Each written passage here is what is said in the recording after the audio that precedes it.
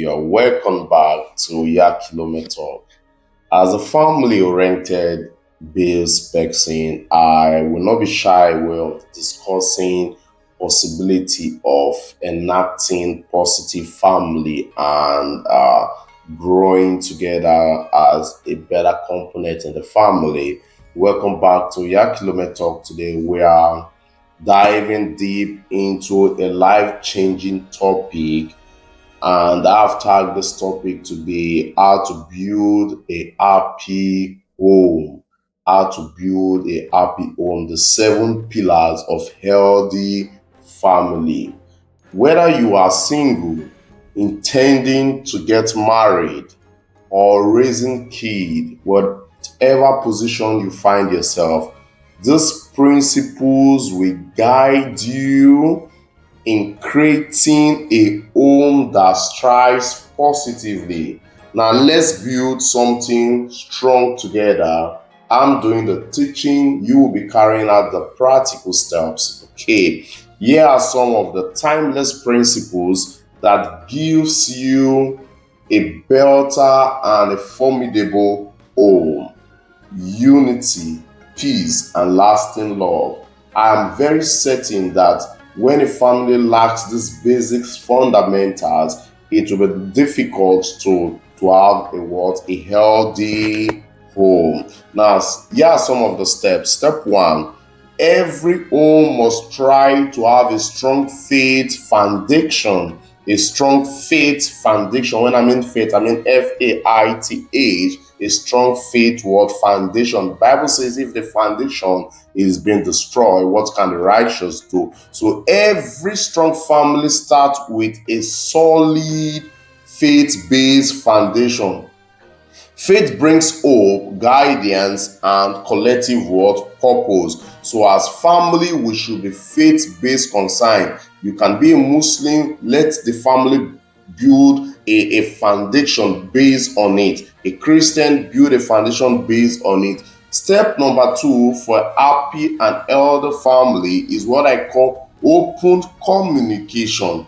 Open communication. Communication is the oxygen of any progressive and healthy relationship. As oxygen is essential to human, so communication is essential to our various world home. Healthy families speak honestly and listen actively and avoid blame. So as family, we are encouraged to have constant open communications. Without communications, it will be difficult for us as family to grow together effectively. Step number three: unconditional love and respect. Respect is very, very important in the home. Love is more than a feeling. I understand that love is an ingredient, an essential ingredient in the makeup of the family. But let me tell you, love is more than the emotional feeling that is attached. It is a commitment. Love comes with commitment. Such commitment comes with respect. Respect comes with submissions. Submission from the man to the woman, loyalty. So unconditional love and respect is part of the conditional principle that will give us healthy family and a happy world family. Now, let me tell you, we should treat our spouse, our wife with dignity, love, and what respect. When you are wrong, it is simple to say, I'm sorry, I'm sorry, thank you. These are some words that can help in building a better world family. You should not be shy away by saying things that are good. Step number four: peace and forgiveness. Conflict is normal. Conflict is part of the family. A family without conflict is not a sincere family. But what matters is how you are able to handle it as a family. In every happy home, when we are wrong, it is important to ask for mercy. It is important to ask for forgiveness. When you forgive others, God Himself will forgive you. Step number five: quality time together. I have said it in one of my videos.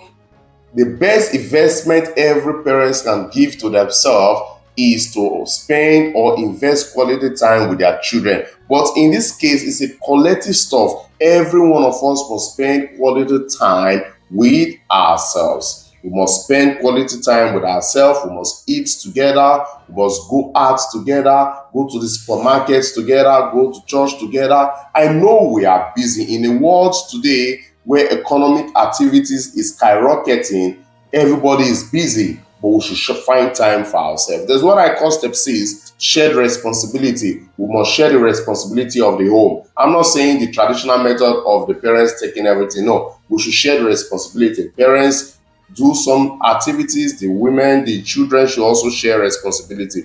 Growth and what? Learning.